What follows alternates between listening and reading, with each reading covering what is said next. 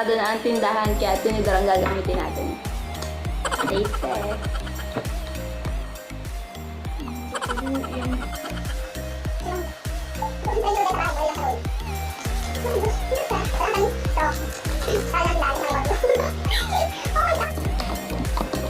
Ganito gagawin niyo pag naka-quarantine.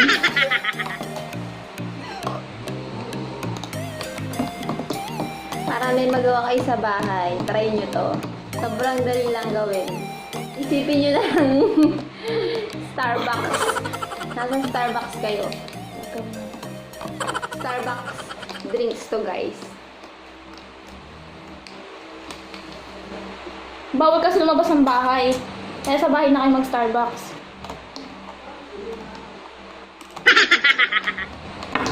Ang sarap na. Ano? Oo. Masarap talaga siya, guys. Wala kasing straw eh.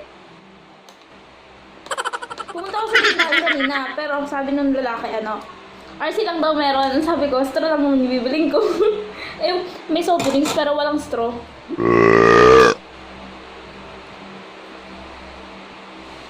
Ano na?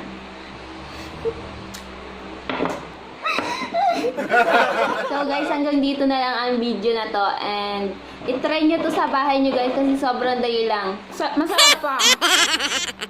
Huwag nyo kalimutang mag-subscribe. And click the notification bell. Guys, mag-subscribe ko ha. Nililigawan ko kayo mag-subscribe.